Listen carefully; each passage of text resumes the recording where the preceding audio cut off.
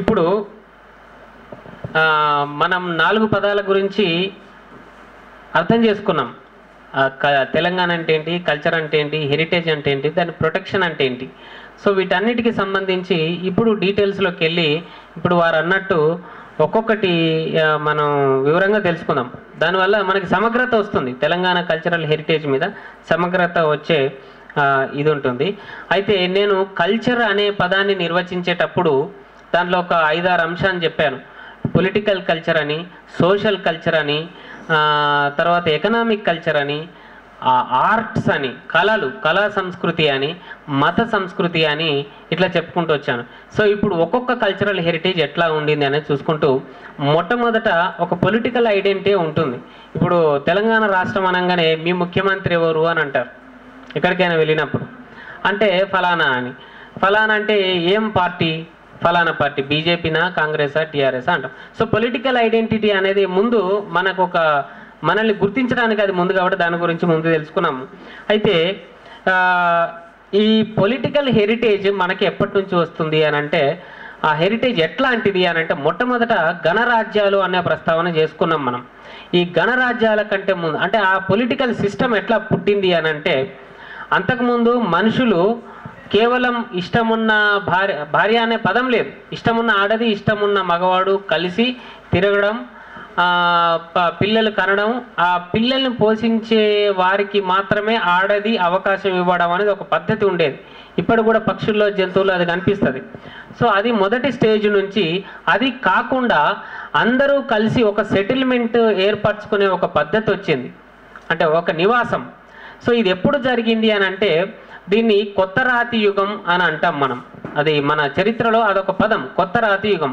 పాత రాతి యుగం అని అంటేనేమో రాతి కొచ్చగా ఉంటే దాన్ని ఆయుధంగా వాడినారు ఒక జంతువుని చంపడానికి, ఒక జింకను చంపడానికి. అప్పుడు ఎప్పుడు నాన్ వెజ్ ప్రియులే కదా అందరు కూడా. సో జంతువుని చంపడానికి కొచ్చగా ఉన్న ఆయుధాలను వాడేవారు, అవి రఫ్గా ఉండేది. దాన్ని పాత రాతి యుగము అని అన్నారు. తర్వాత వచ్చిన యుగంలోనేమో సూక్ష్మ రాతి యుగము, అంటే కొచ్చగా ఉన్న పదం నుంచి తెలుసుకున్నాడు కొచ్చగా మనం ఎందుకు చేసుకోకూడదు అని. ఆ యుగం సూక్ష్మరాతి, అంటే చిన్న చిన్న ఆయుధాలు. అంటే ఒక కొడవలి ఉందనుకోండి, ఇప్పుడు మనకు ఆ కొడవలి ఎట్లా తెలుసు, మనం కొచ్చగా చేసుకుంటాము ఒక ఆయుధాన్ని. కానీ మొదట ఏం చేశారంటే, ఆ కొడవలి ఆకారంలో బద్దలు, అంటే ఒక చెట్టు బద్దలు, ఆ 2 బద్దలు పెట్టి ఆ 2 బద్దల మధ్యలో ఈ కొచ్చటి రాతి ఆయుధాలను అందులో ఇరికిచ్చి దాన్ని కొడవలుగా చేసుకునేవాళ్ళు. దాన్ని సూక్ష్మ రాతి యుగము అని అనేవారు, చిన్న చిన్న ఆయుధాలు. తర్వాత ఏం చేశారంటే, ఈ ఆయుధాలను నూరుకొని చాలా పాలిష్డ్గా కొచ్చదనం వాళ్ళే చేసుకున్నారు. అంతకుముందేమో చెక్కి కొచ్చగా చేసుకునేవాళ్ళు. 3వ యుగంలో ఏం చేసినారంటే, ఆ రాతిని నున్నగా చేసుకున్నారనమాట. ఈ నునుపుదనం వల్ల కొచ్చదనం పెరుగుతుంది. తర్వాత బోన్స్ని, అంటే చనిపోయిన జంతువులు, ఆవులు అనుకోండి, జింకలు అనుకోండి, ఆ బోన్స్ కూడా కొచ్చగా ఉంటాయి కదా, కాబట్టి వాటి నుంచి కూడా ఆయుధాలు తయారు చేసుకున్నారు. సో ఈ ఆయుధాలను నునుపుగా చేసుకోవడము, ఈ బోన్స్ను కూడా ఆయుధాలుగా వాడడం అనేదాన్ని నియోలిథిక్ ఏజ్, అంటే నవీన శిలాయుగము, కొత్త రాతి యుగము అని అన్నాం. ఈ టైంలో మనకి ఈ సెటిల్మెంట్, నివాసము అనేది పుట్టింది. అంతకుముందు సెటిల్మెంట్ అనేది లేదు, నివాసం, గ్రామం అనేది లేదు. ఏదో కొండల గుహలలో తిరిగేది, చెట్ల మీద పడుకునేది, గుహల్లో పడుకునేది, ఎక్కడ పోయేది. అసలు ఒక ఊరు, గ్రామం అనేది లేదు. ఈ కాలంలో అందరూ కలిసికట్టుగా ఉండడం చేసినారు. ఎందుకు అనంటే, ఈ టైంలో వీళ్ళను కనిపెట్టడం జరిగింది. వీళ్ళంటే మన కుమ్మరి చక్రం. ఈ కుమ్మరి చక్రం కనిపెట్టడం జరిగి దాని మీద కుండను తయారు చేసుకున్నారు. కుండ దానివల్ల ఏమైంది, దూరపు ప్రాంతపు వస్తువులను కూడా మోసుకురావటానికి వీలైంది. అంటే నీళ్ళు అనుకోండి, ధాన్యం అనుకోండి, పాలు అనుకోండి, ఇదాన్ని. దీనివల్ల ఏమైంది, మన పంటల్ని, పాడి కావచ్చు, పాలను పెరుగ్గా చేసుకొని రేపు తినొచ్చు, ఎల్లుండి తినొచ్చు. అట్లే ధాన్యాన్ని దాచుకొని రేపు తినొచ్చు, ఎల్లుండి తినొచ్చు. దీనివల్ల స్పేర్, సర్ప్లస్ అనేది ఉండి మనుషులకు టైం దొరికింది. ఈ సర్ప్లస్ను పండించటానికి వీళ్ళందరూ ఒక్కటి కావడం అనేది జరిగింది. ఈ మనుషులందరూ ఒక్కటి కావడం వల్ల సమాజం పుట్టింది, ఒక రాజకీయ వ్యవస్థ పుట్టింది. వీళ్ళందరినీ కంట్రోల్ చేయటానికి ఒక గ్రామ పెద్ద పుట్టినాడు. ఆయనను గ్రామని అని అనేవాళ్ళు. గ్రామని, గ్రామ పెద్ద, తర్వాత సర్పంచ్ అన్నాం. ఈ గ్రామని అయితే వీళ్ళు మనకు కొన్ని పదాలు కనిపిస్తాయి. ఆలేరు అని ఒకటి కనిపిస్తుంది. ఇప్పుడు ఉదాహరణకు మనకు ఆ వరంగల్ వెళ్తుంటే ఆలేరు కనిపిస్తుంది కదా. ఆలేరు అంటే ఆల ఏరు, ఆవుల ఏరు, ఆల మందలు అని అంటాం. ఆవులే వాళ్ళ సంపద కాబట్టి ఆల మంద ఉన్న దగ్గర ఒక ఊరు ఉండేది. అట్లా సెటిల్మెంట్ అనేది ఏర్పడింది. సో వీళ్ళ ఆవులను కాపాడుకోవటానికి ఒక రాజకీయ వ్యవస్థ అవసరం, కొంతమంది బలవంతులు అవసరం. ఈ బలవంతులు వేరే శత్రువులు వచ్చి వీళ్ళ ఆవులను ఎత్తుకుపోకుండా, వీళ్ళ అమ్మాయిలను స్త్రీలను ఎత్తుకుపోకుండా ఒక సైన్యం పుట్టింది. ఒక నలుగురిని, ఒక ఐదుగురు బలవంతులు వాళ్ళ ఊరిలో ఉంటారు. వాళ్ళ పని అదే. ఏంది? ఈ ఆవులను కాపాడడం, స్త్రీలను కాపాడడం, పిల్లల్ని కాపాడడం, వాళ్ళ పని అదే. పంటలను కాపాడడం, ఇదంతా వాళ్ళకి. మరి వాళ్ళు సైనికులు కదా, వాళ్ళకి ఊరు అందరూ కూడా వాళ్ళకు మేపాలి. అంటే వాళ్ళకు ఉచితంగా ధాన్యం ఇవ్వాలి, ఉచితంగా పాలు ఇవ్వాలి. ఎందుకంటే మరి ఊరంతా కాపాడుతున్నారు కదా. సో ఈ సైనికుకు ఒక నాయకుడు ఉండేవాడు. అంటే వాళ్ళలో కూడా కొంచెం ఎత్తుగడ వేసేవాడు, యుక్తిపరుడు ఒక నాయకుడు ఉండేవాడు. తర్వాత వాడే రాజయ్యాడు, ఈ ఊరికి రాజయ్యాడు. ఇట్లా మొట్టమొదటిసారిగా అది పుట్టింది. ఈ పుట్టిన పేర్లు మన తెలంగాణలో ఎట్లా ఉంటాయంటే కల్ అనే పేరుతోటి ఉంటుంది. కోరేటి కల్. తర్వాత తొర్రు అనేది ఒక ఊరు, తొర్రూరు అని ఉంది. తొర్రు అంటే ఆవులు అని అర్థం. ఈ ఆవుల మందలు ఎక్కడైతే ఉంటాయో దానికి సంబంధించిన అన్ని కూడా నియోలిథిక్ ఏజ్, అంటే ఇప్పటికీ కనీసం 5,000 సంవత్సరాల కంటే ముందటి చరిత్ర. కల్ అనేది ఉన్నా కూడా, తొర్రు అనేది ఉన్నా కూడా, కుర్రు అంటే చిన్న కొండ అని అర్థం. ఈ కొండ పక్కనే వీళ్ళు, కొండ మీద నుంచి నీటి దారాలు జారుతూ ఉంటాయి, కింద చిన్న వాగు ఏర్పడుతూ ఉంటుంది. సో ఈ వాగు నీళ్లు అవసరం కదా. తర్వాత సేఫ్టీకి ఎండాకాలంలో కూడా మనకు ఫుడ్ను అందించేది గుట్టలు మాత్రమే. గుట్టల మీద చెట్లు ఉంటాయి, వాటికి పండ్లు కాస్తాయి, ఎండాకాలంలో కూడా కాస్తాయి. ఒకవేళ పండ్లు కాయకపోతే లోపల భూమి లోపల గడ్డలు దొరుకుతాయి. కాబట్టి ఈ గుట్ట పాదాల్లోనే వీళ్ళ ఊర్లు ఉండేవి.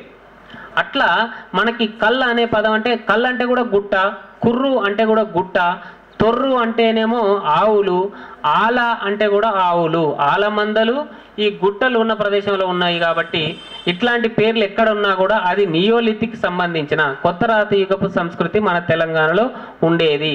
ఆలేరు, తొర్రూరు, పాలకుర్తి, కుర్రు ప్లస్ 3 కుర్రుతి అంటే ఆ పాల కొండ ఒకటి ఉంటుంది.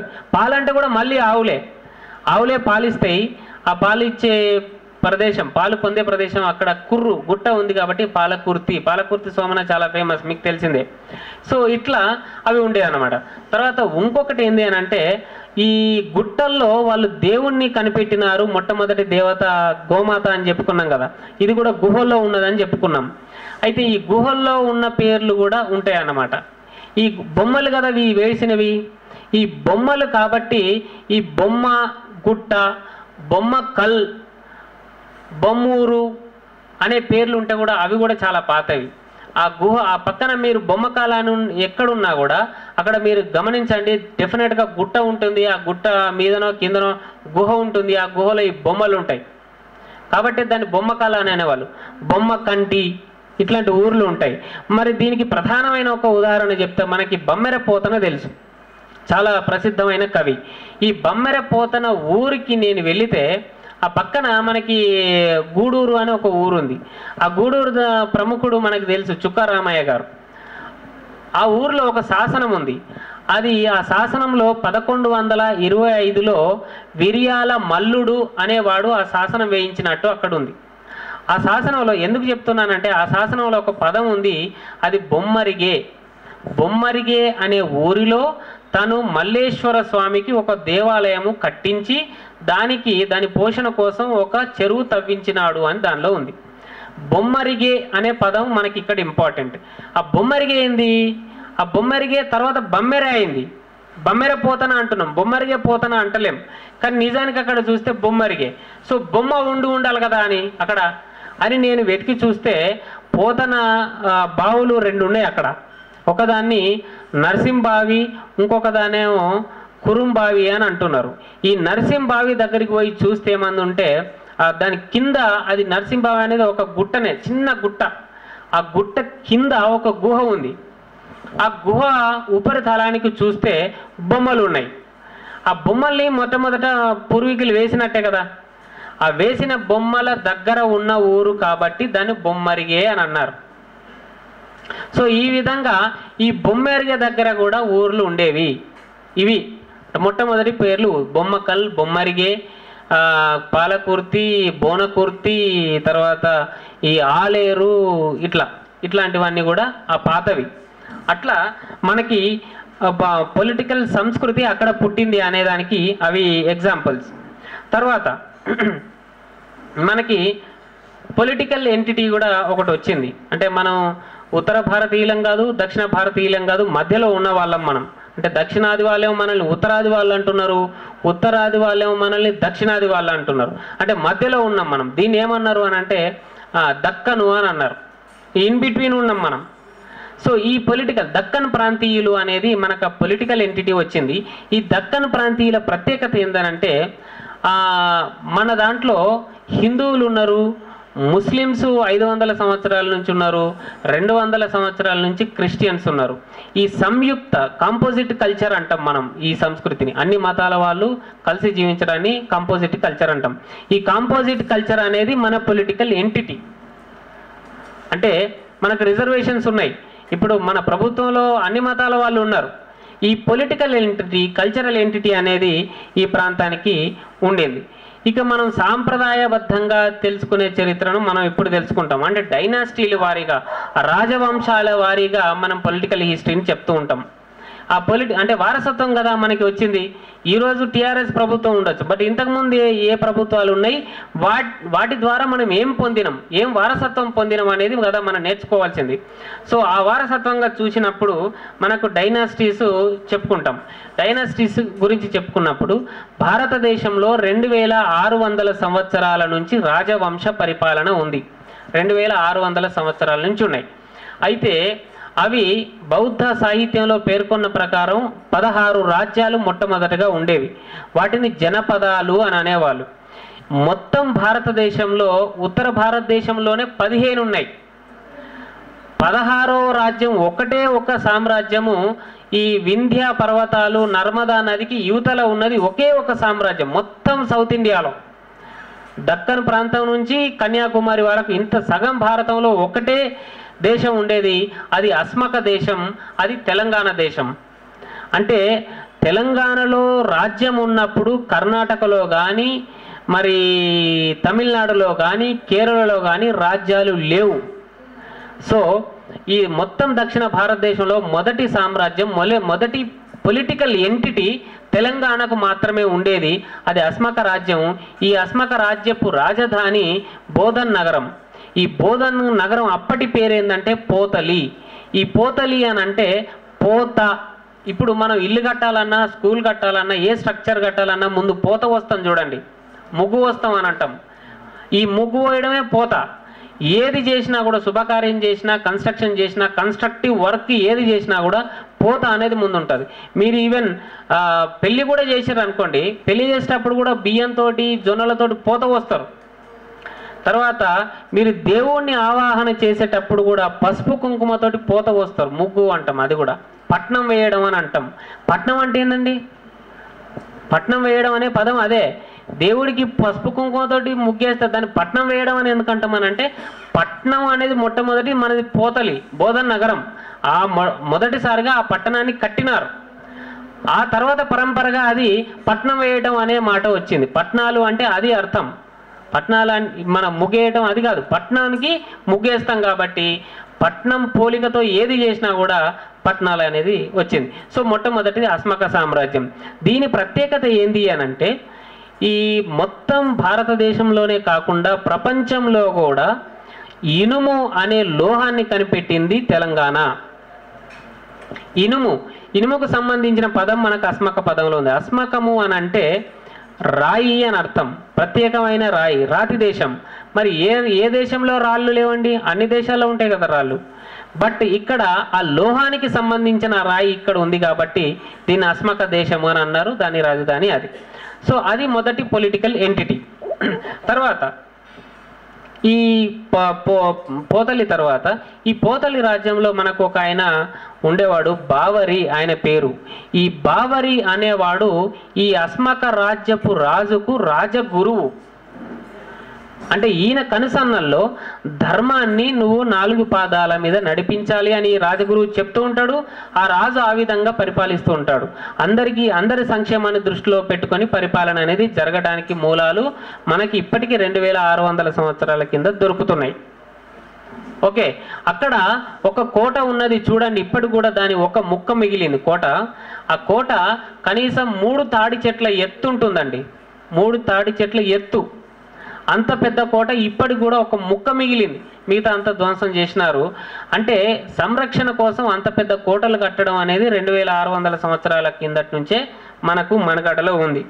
ఇక ఆ తర్వాత వచ్చిన రాజ్యాల్లో చెప్పుకోదగింది మొట్టమొదటి సామ్రాజ్యం శాతవాహనులది.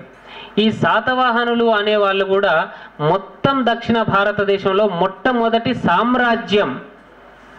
సో మొదటి రాజ్యం ఇక్కడే పుట్టింది, దక్షిణ భారతదేశంలో మొదటి రాజ్యం తెలంగాణలోనే పుట్టింది. మొదటి సామ్రాజ్యం కూడా, అంటే సామ్రాజ్యం అంటే మీకు తెలుసు, మిగతా రాజ్యాలన్నింటినీ కలుపుకొని ఒక్క పెద్ద రాజ్యం ఏర్పడితే దాన్ని సామ్రాజ్యము అని అంటాం. ఈ మొట్టమొదటి సామ్రాజ్యం అనేది ఈ మన కోటిలింగాలలో, కరీంనగర్ జిల్లా కోటిలింగాలలో శాతవాహన సామ్రాజ్యం అనేది ఏర్పడింది. సో ఈ శాతవాహన సామ్రాజ్యం తర్వాత పుట్టిన సామ్రాజ్యం పేరు, అంటే ఇప్పుడు నెక్స్ట్ది సామ్రాజ్యం కాదు, ఇక్ష్వాకుల రాజ్యం. ఈ ఇక్ష్వాకు రాజ్యం అనేది మనకి నాగార్జునకొండ, అప్పుడు విజయపురి అనేవాళ్ళు. ఈ విజయపురిని కూడా కట్టించింది ఈ శాతవాహనుల రాజు ఒక ఆయన పేరు విజయ శాతకర్ణి. ఈ విజయ శాతకర్ణి కట్టించాడు కాబట్టి అది విజయపురి అయింది. శాతవాహనుల్ని ఓడించిన తర్వాత అది ఇక్ష్వాకులకు రాజధాని అయింది. సో మరి వీరి కాలం ఏంది అని అంటే, ఈ శాతవాహనులు క్రీస్తు పూర్వం 78వ సంవత్సరం నుండి క్రీస్తు శకం 230 వరకు వాళ్ళు పరిపాలించినారు. ఇది 230, అంతకుముందు ఒక 70, మొత్తం 300 సంవత్సరాలు శాతవాహనులు ఈ మొత్తం దక్షిణ భారతదేశాన్ని పరిపాలించినారు. వాళ్ళ ప్రత్యేకత ఒకటి ఏంది అని అంటే, ఇప్పుడు భారత ప్రభుత్వం ప్రకారం అఫీషియల్ రికార్డ్స్లో ఒక డేట్ చూపిస్తారు, శాలివాహన శకం. అవునా? మనకు ఇంగ్లీష్తో పాటు శాలివాహన శకం కూడా మన భారత ప్రభుత్వపు క్యాలెండర్లలో, డైరీలలో అధికారికంగా చూపిస్తారు. ఈ శాలివాహనుడు ఈ మన తెలంగాణ వాడండి. శాతవాహనుడు అని మనం అంటున్నాము, శాలివాహనుడు అని వాళ్ళు అన్నారు. సో 78వ సంవత్సరంలో 78 సంవత్సరాలు మనం వెనక్కి వెళ్తాం చూడండి. ఇప్పుడు 2015 కదా, ఈ 2015 -78 చేస్తే అది మన భారత కాలమానం వస్తుంది. అంటే భారతదేశానికి కాలగణన అందించింది మన తెలంగాణ రాజు. అది మన పొలిటికల్ ఎంటిటీ శాతవాహనులకు సంబంధించి. సరే, వీళ్ళ తర్వాత ఇక్ష్వాకులు వచ్చినారు. వాళ్ళు క్రీస్తు శకం 230 నుంచి, శాతవాహనులు పోయిన తర్వాత నుంచి వాళ్ళు ఒక 70 నుంచి 100 సంవత్సరాలు పరిపాలించినారు. అంటే 330 ప్రాంతం 40 ప్రాంతం వరకు వాళ్ళు పరిపాలించినారు. వాళ్ళు నల్గొండ జిల్లా నాగార్జున సాగర్ ప్రాంతం నుంచి ఈ కృష్ణా, గుంటూరు, తర్వాత నల్గొండ, ఖమ్మం జిల్లా, ఈ 4 జిల్లాల్లో వాళ్ళు పరిపాలన చేసినారు. వాళ్ళ తర్వాత వచ్చిన రాజులు విష్ణుకుండి రాజులు. ఈ విష్ణుకుండి రాజులు వాళ్ళు ఏం చేశారంటే, ఒక పెద్ద సామ్రాజ్యం లేదు కాబట్టి ఎక్కడికక్కడ నగరాలు కట్టడం అనేది వాళ్ళు చేసినారు. వాళ్ళ బేసెస్ 2 కనిపిస్తున్నాయి మనకి. మహబూబ్ నగర్ జిల్లాలో అమ్రాబాద్ అని ఒక ఊరు ఉందండి, అది మండల కేంద్రం. ఇప్పుడు అక్కడ దొరికిన శాసనాల్లో అమరావతి వాళ్ళ రాజధానిగా ఉంది, విష్ణుకుండిల రాజధాని. అమరావతి అనేది ఇప్పుడు మనం గుంటూరు జిల్లా అమరావతి అనేది కేవలం 300 సంవత్సరాల కింద వచ్చిన పేరు. కానీ ఇప్పుడు మనం చెప్పుకుంటున్న అమరావతి 3వ శతాబ్దంలో వచ్చిన పేరు. అంటే దానికి మనకి ఒక 1600-1700 సంవత్సరాల డిఫరెన్స్ ఉంటుంది కదా. సో అమరావతి రాజధానిగా వాళ్ళు ఎదిగినారు. మహబూబ్ నగర్ జిల్లా శ్రీశైలం అడవుల్లో వాళ్ళ శాసనాల్లో కూడా చెప్పుకున్నారు ఏమనంటే, మేము శ్రీపర్వత పాదాను ధ్యాతలం అని చెప్పుకున్నారు. శ్రీపర్వతంలో ఒక దేవాలయం ఉండేది, ఆయన పాదాలను పూజించి మేము పైకి వచ్చినాము అని చెప్పుకున్నారు. సో శ్రీపర్వతం అనేది శ్రీగిరి, శ్రీశైలం అనే పదాలుగా మారింది. సో శ్రీశైలం అక్కడి ప్రాంతమే కాబట్టి వాళ్ళు అక్కడి నుంచి ఎదిగారు అనేది మనం స్పష్టంగా చెప్పుకోవచ్చు. మరి అక్కడ ఎట్లా జరిగింది అని అంటే అది అడవులు, ఈరోజు కూడా అడవులు. భారతదేశంలో రెండవ పెద్ద అడవులు మన ఈ నల్లమల అడవులు. ఈ నల్లమల అడవులు ఈరోజు, మరి ఆ రోజు ఇంకెంత అడవులు ఉండొచ్చు. బట్ ఫిర్బీ ఏం జరిగింది అని అంటే చరిత్రకు తెలిసి కూడా మొట్టమొదటి గొప్ప రాజు చంద్రగుప్త మౌర్యుడు. అంటే భారతదేశం, యావత్ భారతదేశం ఆయన కంట్రోల్లో ఉండేది. ఆయన 2300 సంవత్సరాల కింద పరిపాలించి చివరి దశలో విసుగు చెందింది ఆయనకు జీవితం మీద, ఎప్పుడు ఇదేనా పరిస్థితి అని. ఆయన జైన మతం పుచ్చుకొని ఆయన సల్లేఖన వ్రతం చేయటానికి గాను దక్షిణ భారతదేశానికి వచ్చినాడు. రాజ్యం విడిచిపెట్టి ఆయన కొడుక్కిచ్చేసి ఆయన వచ్చినాడు. వస్తూ ఈ తెలంగాణ మీదుగా ప్రయాణించి మహబూబ్నగర్ జిల్లాలో కృష్ణా నది ఒడ్డున నిలబడి చూస్తే ఆ పరిసరాలు చాలా అందంగా కనిపించినాయి. ఇప్పుడు కూడా మీరు చూడండి, చాలా అందంగా కనిపిస్తుంది. అక్కడ కృష్ణా నది ఎట్లా పారుతుంది అంటే ఆక్టోపస్ అనే జీవి తెలుసు కదా మీకు, ఆక్టోపస్ వ్యూ పాయింట్ అని ఇప్పుడు కూడా ఉంది అక్కడ. ఈ ఆక్టోపస్ వ్యూ పాయింట్ దగ్గర ఆగి ఇక్కడ అందంగా ఈ వాతావరణం చాలా అందంగా ఉంది, అసలు ప్రకృతే దేవుడు, ఇక్కడ కొంతకాలం ఉందామని ఆయన అక్కడ ఆగి అక్కడ ఒక చంద్రగుప్తి పట్టణం, ఆయన చంద్రగుప్తుడు కాబట్టి చంద్రగుప్తి పట్టణం కట్టించాడు. ఆ పట్టణము ఎంత అందంగా ఉంటుందంటే 5 కిలోమీటర్ల పొడవు, 5 కిలోమీటర్ల వెడల్పు, స్క్వేర్ షేప్లో ఉంటుందండి. అది ఇప్పుడు శిథిలావస్థలో ఉంది, ఇప్పుడు అడవి చాలా బలిసిపోయింది. సో ఆయన అక్కడ కట్టించాడు. కట్టించి సరే తర్వాత మళ్ళీ అది కూడా వదిలేసి ఆయన కర్ణాటక రాష్ట్రంలో శ్రావణ బెళగొళకి వెళ్ళిపోయాడు ఆయన. అది అంటే 2300 సంవత్సరాల కింద జరిగిన చరిత్ర అది. ఆ తర్వాత కాలంలో ఇక్ష్వాకులు వచ్చారని చెప్పుకున్నాం కదా. ఈ ఇక్ష్వాకులని మళ్ళీ ఉత్తర భారతదేశపు రాజు సముద్రగుప్తుడు అనే ఆయన ఈ ప్రాంతాన్ని ఓడించాడు. ఇట్లా అని ఉత్తర భారతదేశంలో అలహాబాదులో ఒక స్తంభం ఉంది, ఆ స్తంభం మీద శాసనం ఉంది. ఆ శాసనంలో రాసి ఉంది ఏమని, ఈ ప్రాంతాన్ని నేను జయించినాను అని. అయితే జయించినప్పుడు ఏమైంది అని అంటే ఆయన కొడుకు పేరు కూడా చంద్రగుప్తుడు. ఈ చంద్రగుప్తుడు ఇక్కడికి వచ్చినాడు, అంటే తండ్రితో పాటు యుద్ధంలో పాల్గొనడానికి ఇక్కడికి వచ్చినప్పుడు ఈ చంద్రగుప్తుడు ఇక్కడ స్థానిక ట్రైబ్స్ ఉంటే ఒక ట్రైబల్ అమ్మాయిని ఇష్టపడి ఆమెను, అంటే ఆయన రాజు కదా, కొంత బలవంతం చేసినాడు అన్నమాట. చేస్తే ఆనాటికే ఈ ప్రాంతంలో నైతిక విలువలు ఎక్కువ అయినాయి కాబట్టి ఆమె కృష్ణా నదిలో దూకి చచ్చిపోయింది అనేది ఒక కథనం. లేదంటే ఆమె శపిస్తే ఈ రాజు చచ్చిపోయాడు అనేది ఇంకో కథనం అక్కడ వినిపిస్తుంది. అక్కడ ఒక పచ్చ బండ కనిపిస్తుంది, ఆ పచ్చల బండ దగ్గరే ఈ కథనం జరిగింది అనేది మనకు వినిపిస్తుంది. అయితే ఏమైంది, చరిత్రలో మర్చిపోయినాడు. మొదట 2300 సంవత్సరాల కింద వచ్చిన వాడు చంద్రగుప్తుడే, మళ్ళా ఇప్పుడు 700 సంవత్సరాల తర్వాత వచ్చిన వాని పేరు కూడా చంద్రగుప్తుడే. కాబట్టి ఈ చంద్రగుప్తునికి ఆమె కూతురు వరుస అవుతుంది. ఎందుకంటే రాజ్యానికి తండ్రి రాజు, తండ్రి వంటి వాడు ఒక పిల్లను బలాత్కరించాడు కాబట్టి కూతుర్ని బలాత్కరించాడు కాబట్టి వాడు చట్టుబండలైపోయాడనే తిట్టు కూడా ఉంది మన దగ్గర తెలంగాణలో. నన్ను ఏడిపిస్తున్నావురా, నువ్వు చట్టుబండలైపోతావు అని తిడతారు. ఆ సామెత అక్కడి నుంచే పుట్టింది.